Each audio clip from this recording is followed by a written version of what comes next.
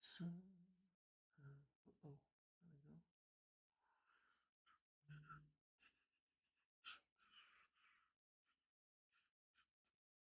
hello. There we go. How we doing, my guys?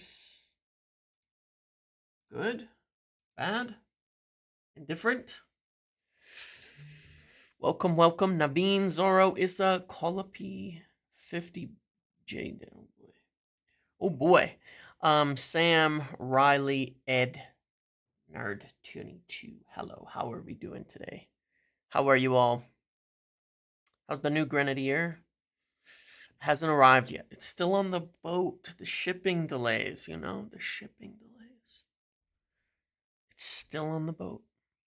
I wonder if I'm getting scammed and it's not really Ineos feeding me good information. And I'm being promised these Grenadiers.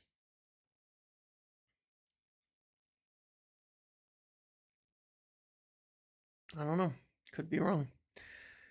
The man of many backdrops. I'm only down to, I'm down to 2. I mean, 2 is good. 2 is good. You're eating a Chipotle with this? Salute from Rochester, home of the great Glazers. Oh boy. Hello, everybody. Money Mouse, good to see you. Nice to have a Friday game to get the misery over before the weekend. It is. I'm kind of excited because this weekend will be calm. I can do a couple of videos, like a little post match, some yap tomorrow and Sunday morning early, and then relax. I'm actually, after the game today, taking my son to Monster Jam, so that'll be fun. Very American thing, obviously, but Monster Jam's the best. Monster Jam is the best. No, anyway, he's very excited about that. What's my beef with Goldbridge? Don't have one. He's just a jealous, angry individual. There's nothing else to it. I don't have any problems. Don't have any issues. The amount of work you put into that PR versus PSR video is very much appreciated. Became an even bigger fan of this channel. Thank you very much. I appreciate that. Thank you. Really appreciate that. Gravedigger over, yeah. I mean, there's also going to be like Megalodon there tonight. That one's pretty sweet. That one's got like it's the big shark one. All of that. So that's pretty cool. I don't know what his favorite is as of this point in time. You like the addition of chapters and bookmarks to yesterday's video. Oh yeah, and if you did miss it, I did publish the Academy review episode yesterday as well. That I think is worth watching. We talked a lot about Cheeto Obi Martin, Sekou Kone. We didn't think they would be at the first team today. Now, the under-21s play in like 5 minutes, and I haven't seen a lineup. But obviously, we have not seen any of these guys pictured. Like Kone, Cheeto, these types of things, and so I would assume that they're not. Yeah, I don't think that they're with the senior team. I would assume that they are with the under-21s, kind of as expected. Got a big shout from Saunders. That's Scott Saunders. I met him once, I think, in Las Vegas at one of the games 2 years ago. I want to say I met him at one of the events. I think he was with someone else at the time, maybe. If that's Scott Saunders, yeah, if I have that right, Scott Saunders. I think I met him. Let me see if I can find a picture of him. I think so. He used to be with a different company or different group or anything. But I met him. He's a nice guy. A while back, it was at the fan event in Las Vegas, I believe he was there, and at the game afterwards. So he's a nice guy. I met him. Nice person. Academy video was good. Yes, it was good. Thank you. Appreciate that. And then I'm always very happy to have my guest on, and it's nice for a couple reasons. Number one is that he's so knowledgeable, Academy Arena United, on all the Academy stuff, and so passionate about it. I can just let him talk, which is great because he's an absolute wealth of good knowledge and perspective on all of this, and I'm not on that subject, and so that's cool. That is great. Um, that is great. That is something that provides something different. I don't like to speak too much on things that I don't know. That's important. I don't want to speak too much on things that I don't know, and that is one of them. Um, okay, so what do I want to cover today? A couple of things that I want to cover. I've had some interesting conversations for sure. The last few days with people, just in general, but we'll talk about the lineup in just a minute as it comes out. Uh, Obviously, we know that Dorgu is there, Heaven is there, straight into the first team, which is great to see. Bayindir, it seems like, has an injury, so we've heard, and so he will not be in the team today. Though I think he's been the cup guy before this, but anyway, not in the team today. And there's two academy keepers that are on there behind, I would assume, Onana. But yeah, it's great to see Dorgu and Heaven right in, and I would expect. I'll be. I mean, I don't know what to expect, to be quite honest. I feel like Dorgu should start. I mean, specifically, the comments made by Ruben Amorim about what type of player he is, his physical traits, things like that. I kind of wish we just, get players into it. Heaton is injured too. Yeah, Tom Heaton is injured too. But I kind of wish we kind of hope we just get him straight involved, He wanted him for a reason. He's obviously fit. We don't have to worry about that. Like with Summer, sometimes they're not fit. He's obviously fit. He's in shape. He's been playing. He's had a week since his last, well, a little more than a week since his last game. So hopefully we can get to see him, play. We need that. We need what he brings to the table. There was a really good post about this issue kind of with the fullbacks. You know what I'm saying? Like this issue with the fullbacks and why it has such a huge knock-on effect on the overall team. And it was kind of pointing out like Bruno Fernandes. I think HTO had retweeted it, but it was written by somebody else. And it was a whole discussion about, Bruno. And I feel like this is the case. I've been a big critic of Bruno in the past, but in recent times, he's been, I was showing like he's ahead of the game, and how those wing backs, the fullbacks that we've been playing, are such a big problem in it, and he'll be like 2 steps ahead of them on what he wants them to do, and then they're never in the right spots. Dallo, Mazraoui, they're just never in the right spots, making the kind of aggressive runs and movements that you would want. And why Dorgu, with just the way that he plays, where he just runs down the pitch 24/7, is makes a big difference.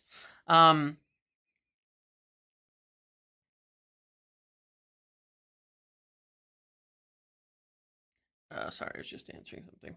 So I think it's going to make a really big difference getting Dorgu on, and I don't think there's a better time to do it. I mean, against Leicester at home, it's a game we should watch. Watch. It's a game we should win, and that and we've had some training time, we've had all of that, so it's a game we should win. It's a game where, I would say, get them going, get them going, get them working, get them into the flow of things, and take a risk on it, and even if you feel it's a risk on Dorgu, because I think it'll help. And then especially when you add to the problem, which is the lack of center backs now with Lissandro's injury, with Luke Shaw out again, we only have Maguire, De Ligt, and Euro.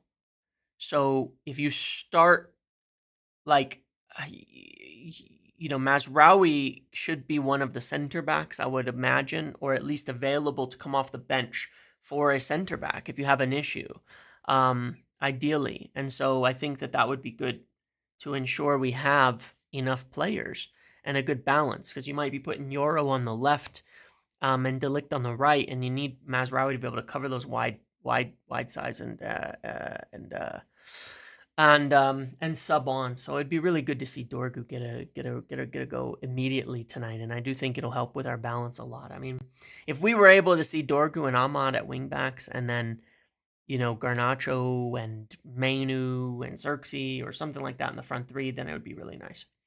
The worst thing that could happen with starting Dorgu is he gets injured, but obviously match fit. Well, exactly. Like, there's no risk. Now versus next week, there's no risk. So yeah, he starts, right? The lineup's just out. There we go. He starts. Beautiful. All right, let's put the lineup together here. Ugarte, Menu, no Garnacho, Ahmad, Dowlow, Bruno, and Hoyland. Interesting. Okay, let me put the lineup in our. Let's look at the lineup then. Let's build it. Let's build it as we expect it to be here. Some interesting choices. I'm wondering why is Xerxes not playing again? Right? Why is Xerxes not playing again? I feel like he's been significantly better than Hoyland in recent times, and he's just not playing. No, it's got to be let's see, Mazraoui, Maguire. Wait, who are our center backs? Yora. Oh yeah, okay, of course. This could obviously be the other way around. No, it's gonna be Maguire in the center. Not Delict, Maz. It's gonna be like this, and then it could be flipped. It could be flipped. You know, that definitely could be flipped around. We know where Ugarte will play. We know that the front three, where Hoyland is going to be in the middle.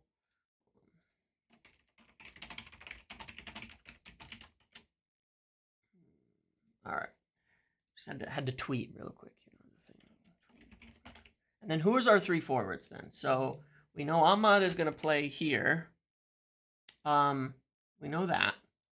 So now the question is, do we see Bruno deep with Menu at 10? I assume that we will see that because it's pretty much what we saw against FCSB, but with a few less rotations. But yeah, so the only things that are questions are, is it like this? And is it like this? And we don't know. If we feel like we're going to have a lot of the ball, then I think we should flip it around again. I'm sorry, guys. I'm sorry, guys. I'm still totally unconvinced that it should be Bruno deep. Not because, again, because I really, really, really don't want to take Bruno away from the goal. I just don't think we have the creativity that we need. The further he gets from goal, it drives me, it bothers me. But we have a more attacking wing back now. So either way, I think we'll be more aggressive. But I really would like to see Bruno forward. And again, given that we should be able to dominate possession, dominate the ball, I see it more like this, than I do like a deep midfielder. I see it more like this, but that's just me. That's just me. What do I think Hoyland has done to deserve to start? I don't know. I would imagine today that I could see a reason why. Let's see if he performs better. Because we have more direct attackers, I could see a reason. Stylistically, let's look at a reason stylistically, okay? These are all kind of drop deep players, and he's going to want these guys getting high and wide. If your striker is also dropping deep, then you're vacating the box too much, okay? Which Xerxes would do. We need players running, and at least stylistically, Hoyland is more of a runner around these attackers because we don't have runners in the 10. Like, I think Xerxes fits well if you were to play like a Garnacho. That's about it. But otherwise, it is what it is.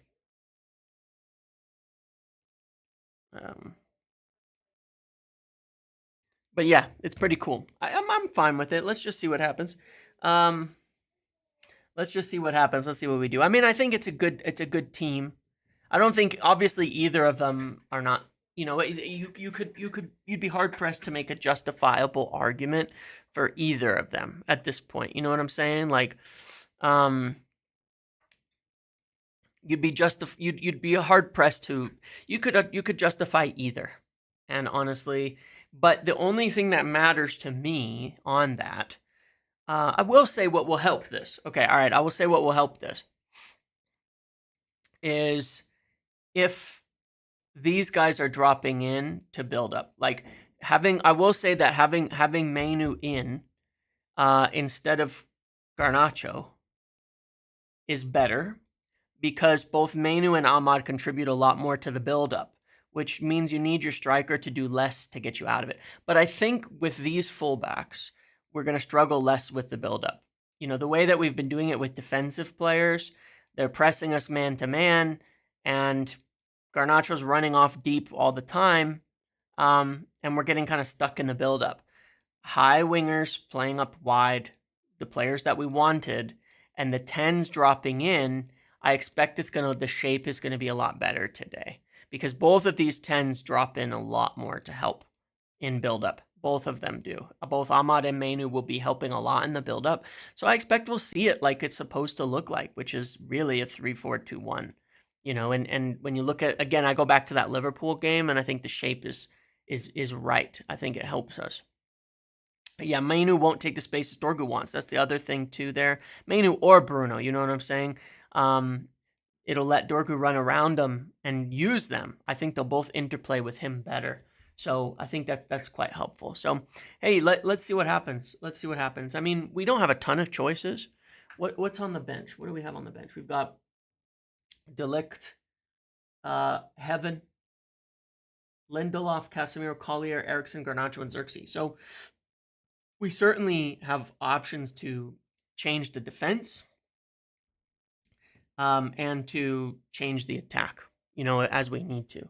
But yeah, hey, let's see how it goes. I've put my name to it that I believe this having a really serious attacking left wing back will make a big difference, a massive difference to the shape of the team and the overall play.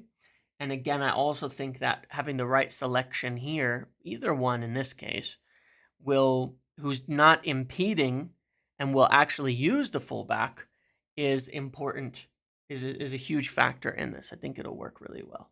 So hopefully we have a bit of a better result today with this. But that's what I'm going to be looking for is in the build-up. Are these guys getting wide? Is Dorgu getting on the ball, carrying it forward, into those spaces? And is he getting into that final third in the spaces that we want as well? And if he is, then I think we'll do really well. And we'll see now that we have these fullbacks if Bruno is still needed deep or if we can swap him. But either way, I want to see us being really aggressive in the final third and really harassing them. Honestly, I want to see them really, really harassing them. I want to see us get in there.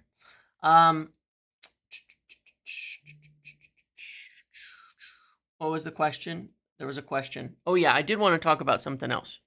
Okay. I did want to talk about something else because there was stuff about, academy kids, things like that. And I have a little bit of information on that front based on my understanding of things, which, I mean, I think that there's context to those types of statements. I think there's context to those types of reports, to those types of messages, to those types of articles and things like that. There's context, okay? Because I wouldn't say it's exactly that explicitly like Amram doesn't rate young players, okay? There's a number of players that he does rate quite well. However, as I understand it, he has been in talking to, Wilcox and other people about the youth and who could make the step up. He's been wanting to integrate more. However, the biggest problem that he sees and that they've agreed upon, I've mentioned this many times, is the physicality of the young players and of the team itself. As of right now, they don't feel like they have a senior team that has a good enough flooring physically to integrate young players who are still physically developing from the academy to the level that would be suitable.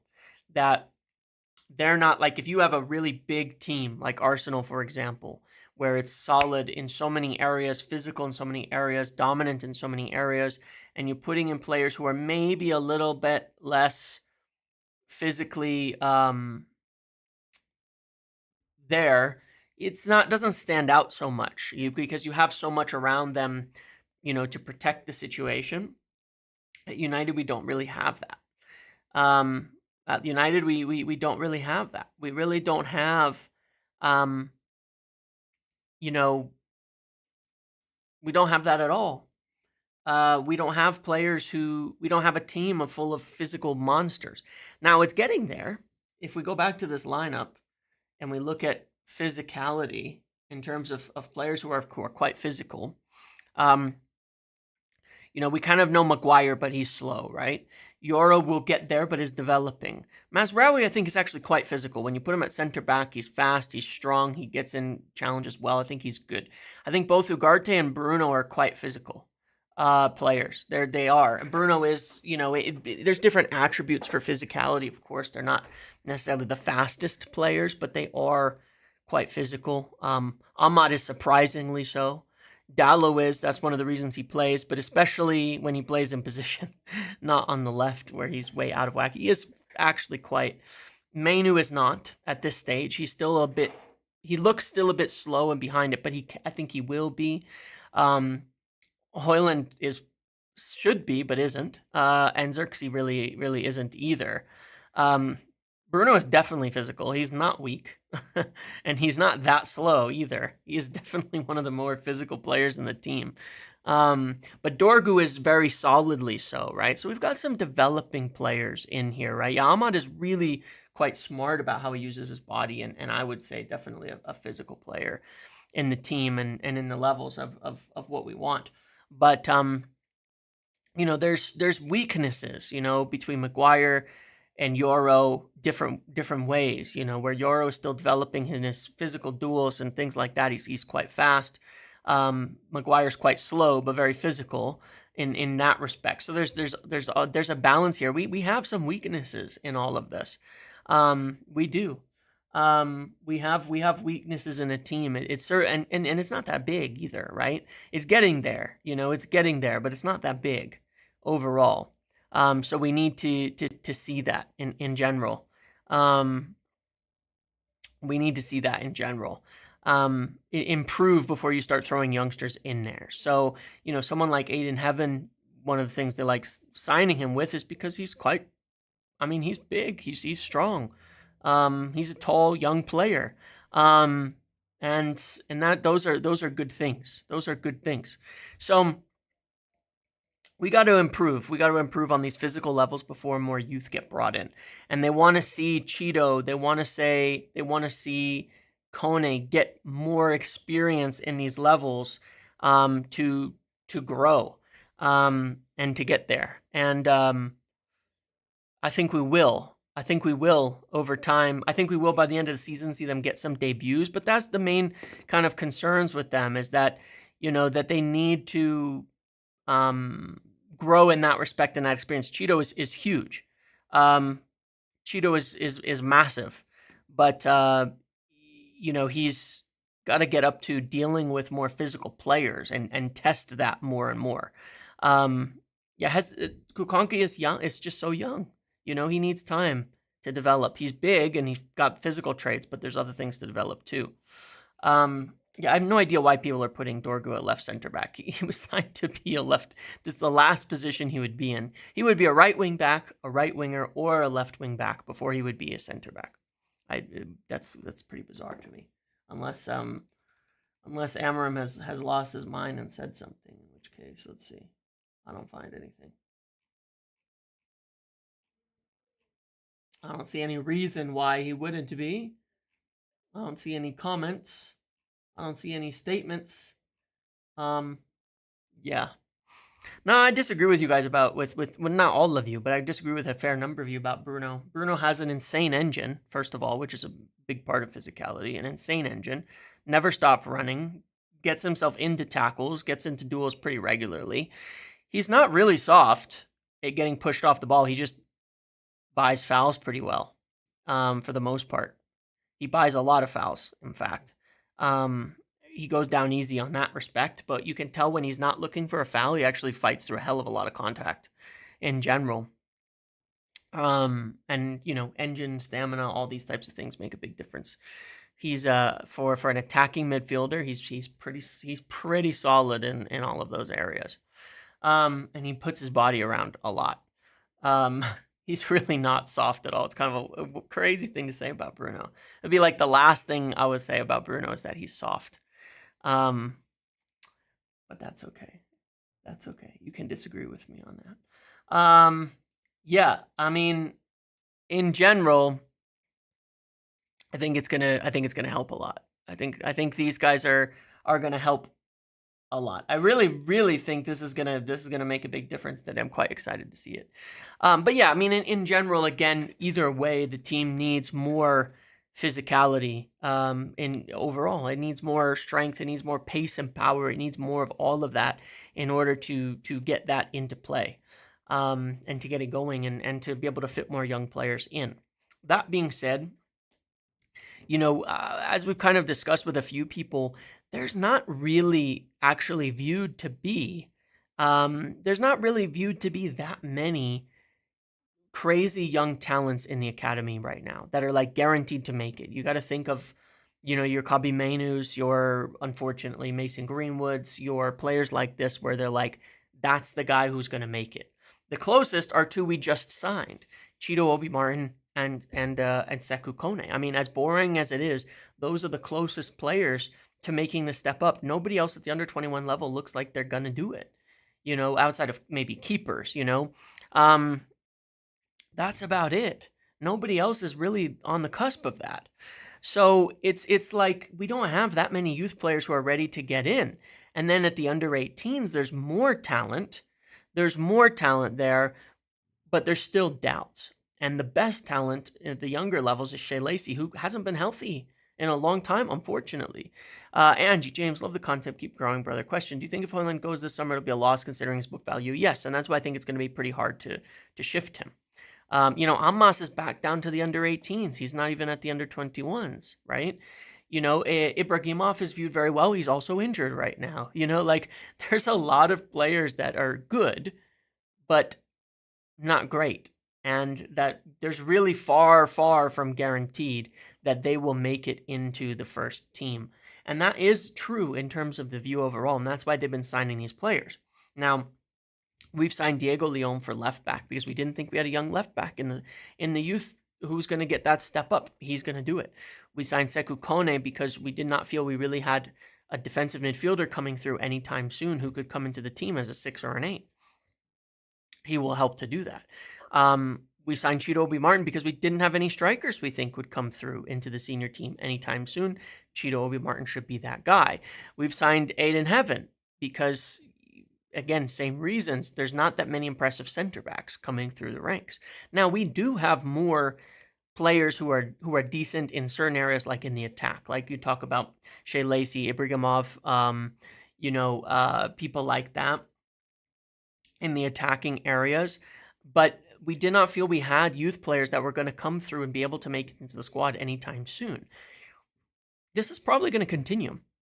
I would, from a conversation I had yesterday, obviously Vivell is a big part of this, right? Vivell and Wilcox, this is a big part of what they do.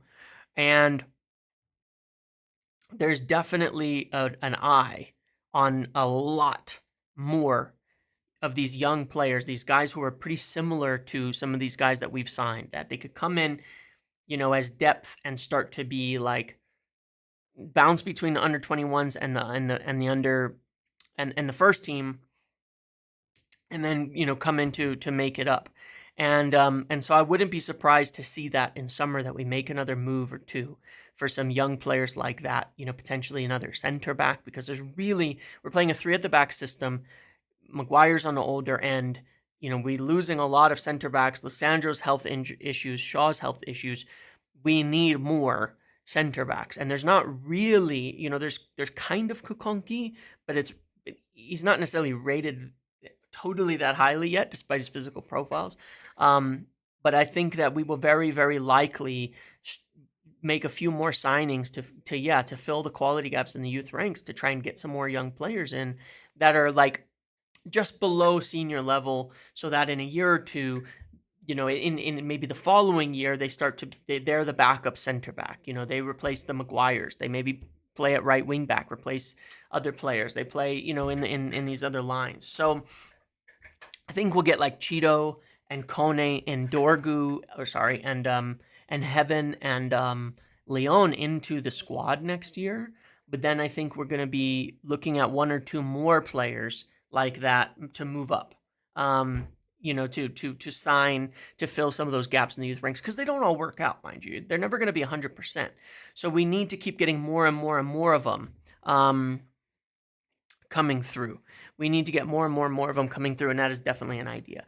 Mount's time is up, surely next to leave, if they can. Same issue with Shaw is how are you going to get rid of him? On a loan, maybe. If they can loan him, they would this summer, but anybody like that, their time is up, if they can. That's the biggest problem, is that we still have 30 million in book value, 35 million in book value by the end of the year, and big wages, so a loan is much more plausible for him to go somewhere. So, but there's definitely a strategy of looking at more young players from around the world to bring in. That is definitely part of the plan in general. So hopefully that works. Hopefully we continue on that. I like that strategy business-wise. I like that.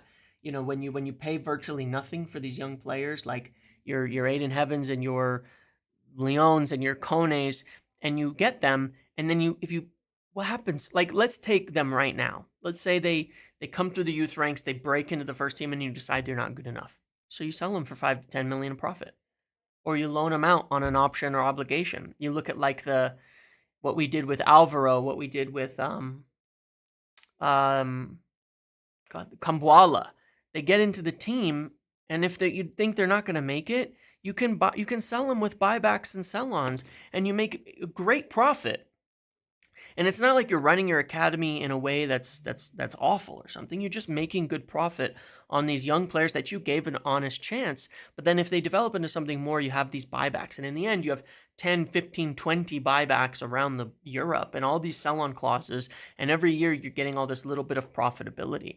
And if you look at City, Hannibal also, if you look at City, they've done that. I mean, you look at all the deals that they've gotten, all the players around the league that have somehow been connected to City, where they're getting every year 3 million sell on, 5 million sell on. They can activate this buyback. Chelsea bought Lavia and he's worth 20 million to City, and all these kinds of things out there. That was the City model, and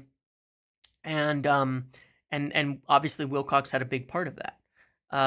Being there and involved in this. He knows this, he understands it. And so I think we'll continue to do this, where we bring in more of these young players, and then not just to sell them, not just to profit. We'll play them. Kone's going to get his chance. Leon's going to get a chance. Cheeto's going to get a chance. That's why they joined. But if it doesn't work, you don't lose. You only win. If they're not quite good enough, doesn't mean you can't sell them to a championship club for 5, 10 million, and they go on with their career. It works, and we can make good money. So that is, I think, a really smart strategy, really, really smart strategy, and is something that they intend to continue. So I wouldn't be surprised if we see another signing or two in the summer, similar to the Leon, Kone type of Cheeto type of signing as well. Okay, so keep an eye on that, because we've made a few of them now. We got Kone and Cheeto in the last window. We got Heaven and Leon in this window, and so I think we'll do it 1 and 2. Well, I think we'll do another couple of those in the summer, from what I hear. Anyway, they're looking at them, and I think we'll do it. I think we will get more of those players in, and so that'll help to fill out those youth ranks. And that's kind of the plan in general, for sure. So, yeah, that's that aspect of it. Otherwise, what do I want to talk about here while we're here? I mean, otherwise, it's it's interesting stuff. I think that we will see. There's things, ownership-wise that are in the works, just kind of following up on Mastantuono. I mean, the issue with Mastantuono and Nippon, like, they kind of... There's another tier of categories, right? And that's where you'd go, like, Nippon and Mastantuono and Chris Rigg, who, again, wouldn't write off for summer coming in as an attacker. You'd want to get them in addition to signing like a top striker and a Quenda or whatever. But if you could, they'd be great. I think Nene Dorgu probably falls in a similar category. The issue with those is they're not cheap. You're going to still have to pay 20 to 30 million for them in the end. And then, you're not really going to, like, I'm not saying there's a huge risk. They're more like Dorgu's, though. They're more like Dorgu's, where you're getting them in, not a huge risk, decent price, and you think they could do pretty well. But they're not, like, that's a different tier of player, and I think we'll pursue a few of those players. I think we have a good chance to pursue players like that, too, because when we look at all those positions, a right wing back, well, we know Quenda is probably the ideal player there. A striker, we need someone serious. We probably need another forward. But we've got Bruno, we've got Mainu, we've got Garnacho, we've got Ahmad, all for those two spots who are likely going to be starters, two of those players. You still want another one. But that's probably going to be a younger player. And so I would think of someone like Nene Dorgu for that we might go back to him.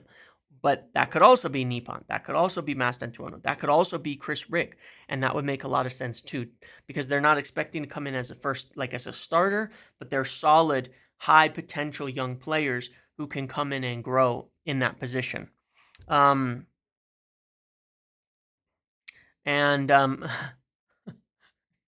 very passionate about not liking Wilcox.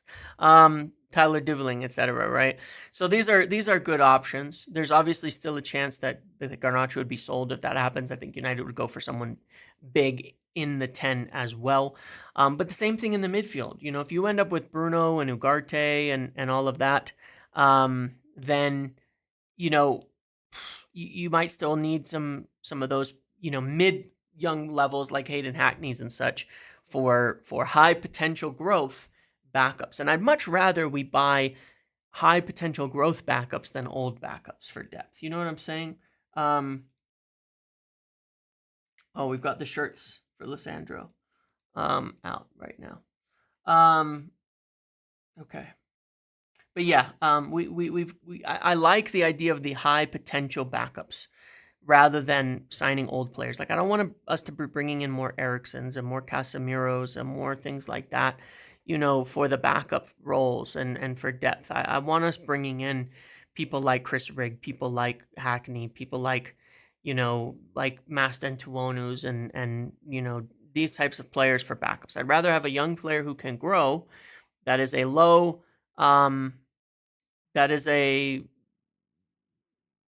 what would I call it? A low fee, lower risk, and grow. I do like Hayden Hackney. I've been kind of following that since United. Have been watching him for some time, and obviously he's been playing under Carrick, who was one of my favorite players of all time, was Michael Carrick. That his archetype of player, I feel like it would be so nice to have. You know what I mean? And so I'm probably emotionally connecting Hayden Hackney with Michael Carrick. And so when I heard, like, I think it was a year ago or more, that they were keeping an eye on him, I was like, oh shit, I'm definitely gonna keep an eye on that. I'm gonna keep an eye on that. On that one, and it'd be cool to bring him in. But I'm not saying that it's likely or anything. But I would like it. Yeah, obviously. Well, what was I saying? I was saying about something in the works of ownership. Well, yeah, if you watched my PSR video, you kind of would understand the financial situation, right? You'd understand the financial situation that the club is in. And then you look at the stadium and you think, how's the stadium going to get paid for? And this whole project that's moving forward, where you're talking about multiple billions that the club can't afford. You have all this debt. You understand the financial situation. How is the stadium going to get paid for? And the answer there is pretty complicated. And this is from my own understanding and information, and has been, and I've always maintained it, that you will not find anywhere else.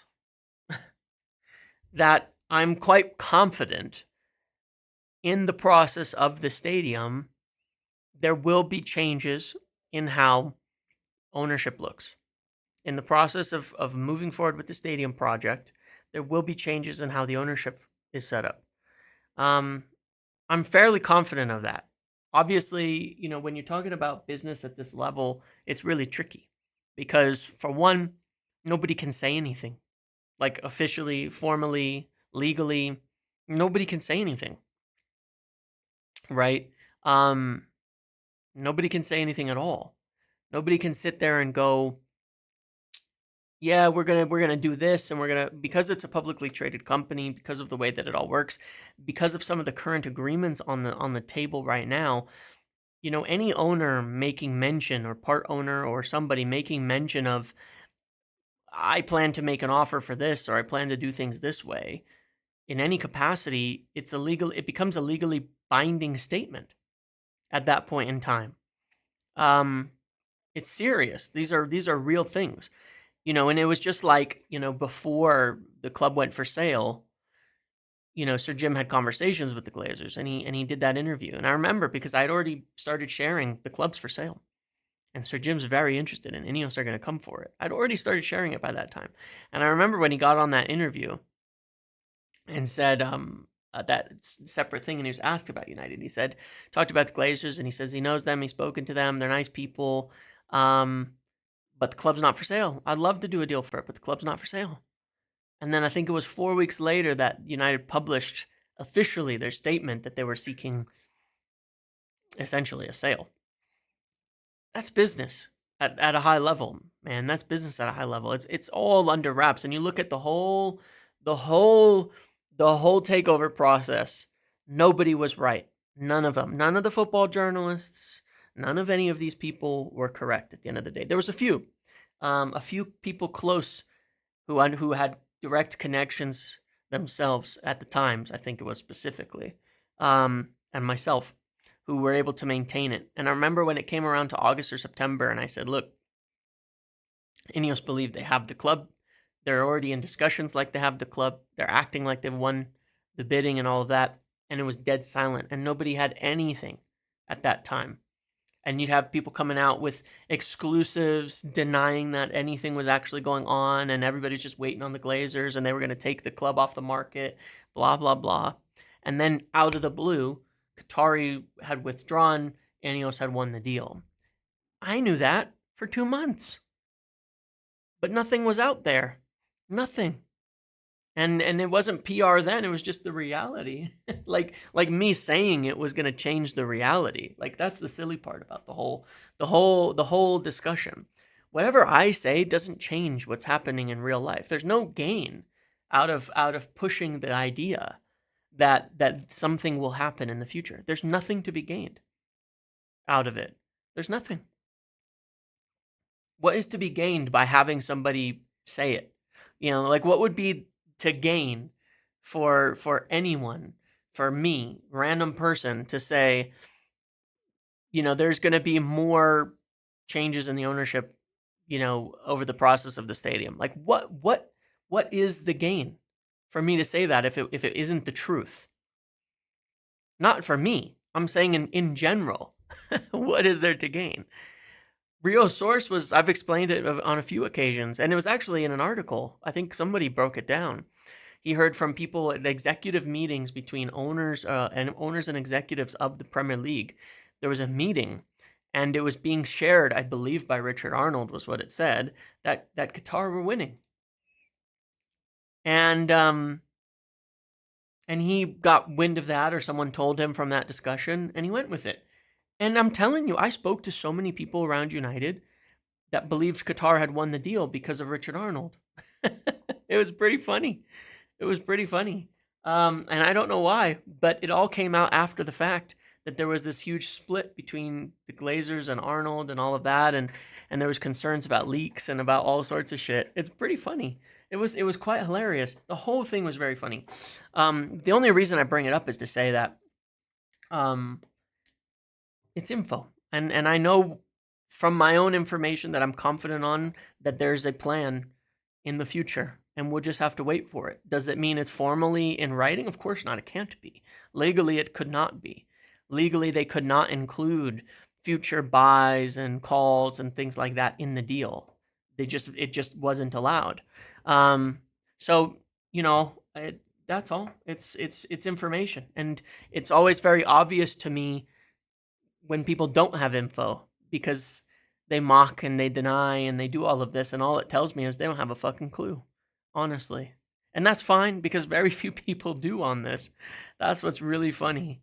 And that's okay. Nobody, you wouldn't expect them to be. This isn't football journalism, frankly. This is, as it was in the beginning, there are things tied to the whole thing that it's like, it's absolutely bizarre the fact that I lucked into having any kind of information on the subject, and I probably will continue to have information on the subject in the future. But it's all in the future. It's plans. For now, it's just what are the plans? What are plans? And there are plans, but they're just plans for now. They have to be executed because there's nothing done, there's nothing agreed, there's nothing that can be, and I want to make that very clear because it's not like there's people sitting there with secret agreements and I'm spreading a conspiracy that there's secret agreements not disclosed to the SEC and the government and shit like that. No, it's not like that at all. There's no conspiracies.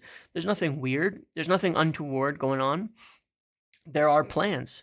They are plans.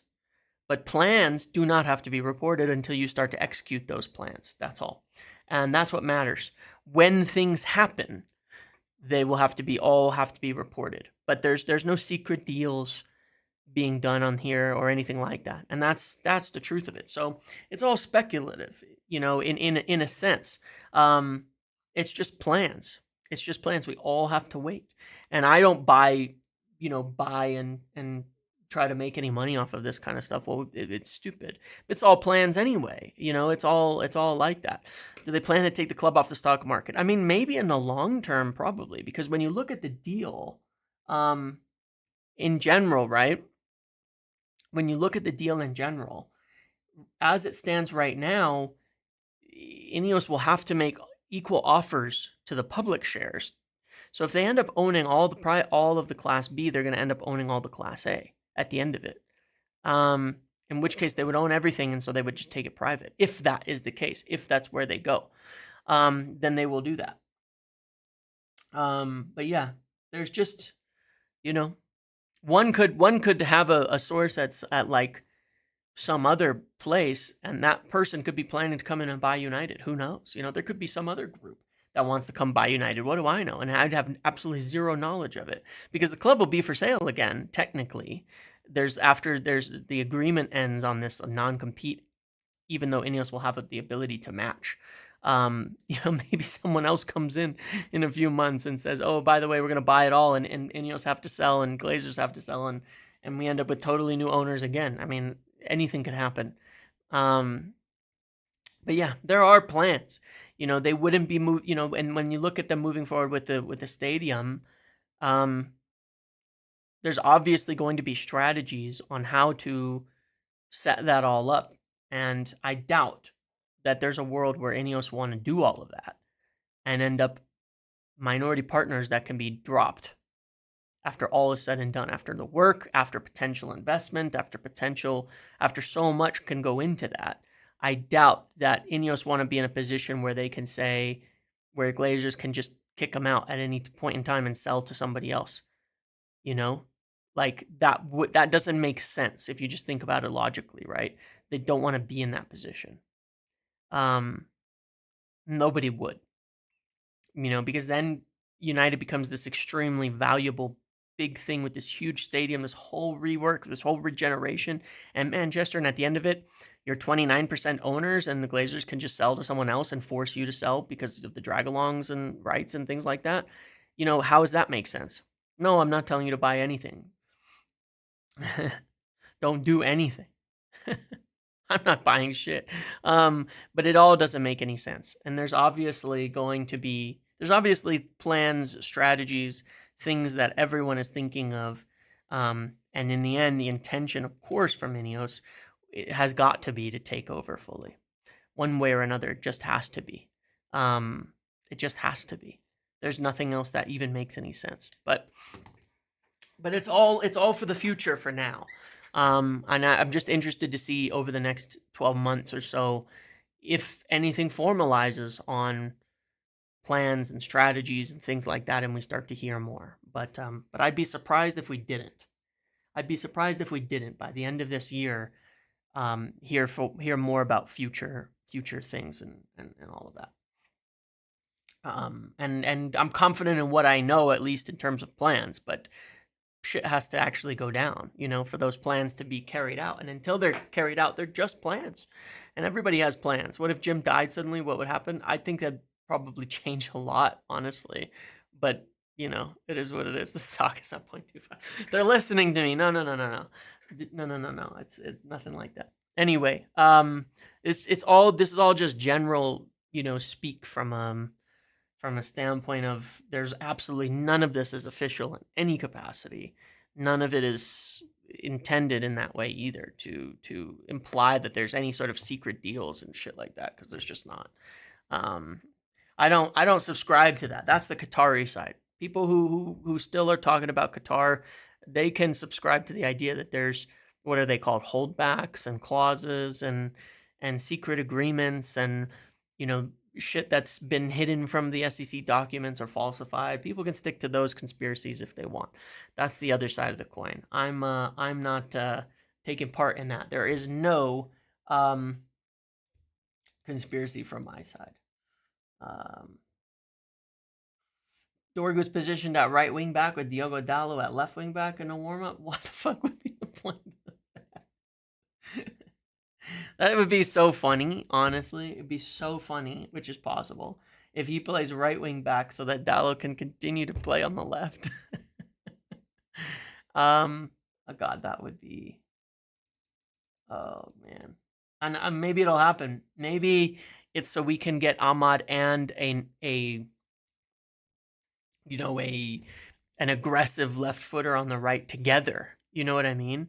Maybe that would be why. Maybe that would be the reason. Is like we always like to put Ahmad on the right wing back position because he's so good in attack, but then it doesn't give us what we want in the front. So maybe this gives us the alternative way of doing that, where we can have two Ahmads. Maybe this is our two Ahmads, okay? Maybe this is our two Ahmads. All right? Maybe this is our two Ahmads for now. Because like we say every time we do our vote for videos, we say we need two Ahmads. So maybe this is our two Ahmads. But yeah, I'd be coping pretty hard about that, because please, for the love of God, just swap it. Put Dalot on the right and Dorgu on the left. Like, there is almost no justification for this. It'll make the right really strong, but like, come on, guys. Just put him on the other side. Please put him on the other side.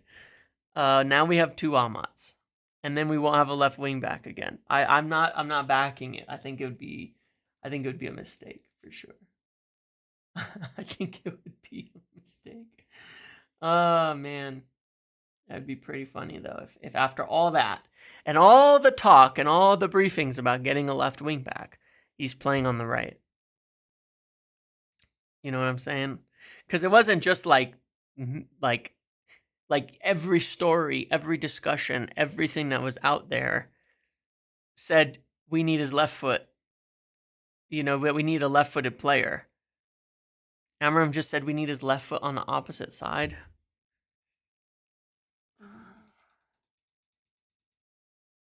I mean, we do. At the end of the day, we do. That's why we want to buy Kenda, rather, right? Because in the end, hold on here. Like, in the end, we want a left footer on this side in the long term. But like, I think that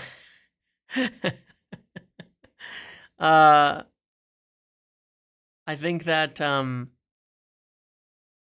yeah, it would be smarter not to, for now, not to do it.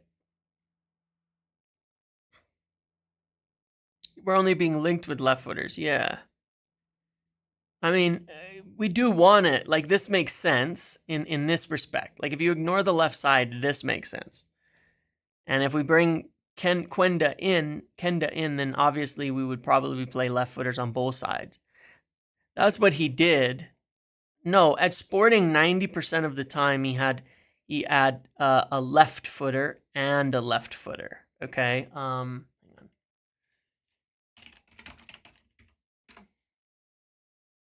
He's done it different ways, mind you. And I'm not saying Dorgu can't play on the right. He can. He did play a left wing back quite a lot. Or at right wing a lot as well. But yeah, at Sporting, one of his main combos was this. Sorry. For suck's sake. One of his main combos was this. He used left-footed Maxi Araujo on the left with Kenda on the right, and they're both left-footed players, right? So, they're both left-footed players. Yeah, like almost he likes a lot of left footers in his team, right?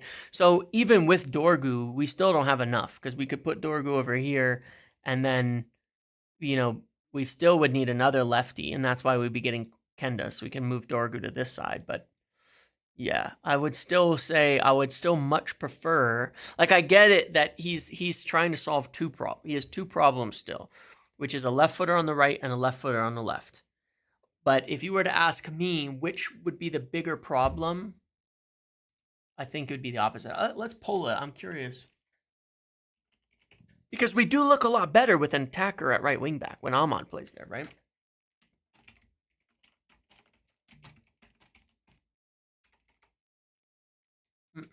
Let's see. Bigger issue.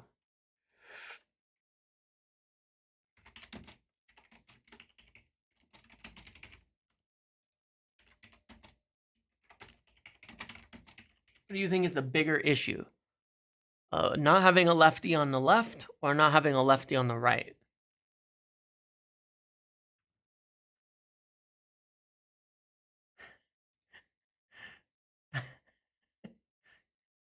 Is he overthinking?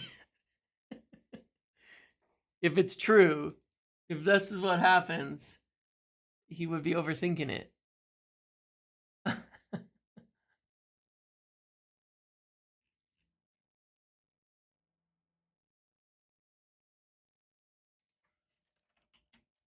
I don't know. I think he's overthinking it. I mean, in the end, we want both, right? In the end, we need both. So yeah, in the end, we need both. But for now, I would still put a lefty on the left. No, he does want lefties on both sides. We know that. He wants Kenda on the right, and he wants Dorgu on the left. But for now, I wouldn't. For now, I would just solve the balance. All right, I'm gonna end it here. Below the link to the watch along, come join me over there in about 10 minutes and we'll get started and watch the game and we'll see how it goes, okay? Come join me. Come hang out. It's a lot of fun. It is the best. It is a blast. It's not about sitting there watching me act. We're just hanging out together, watching a game together. So yes, big up. Come click the link below. Should be in the description. Yes, it is. The description is below. Click it. Come join. I'll be live in 5-10 minutes.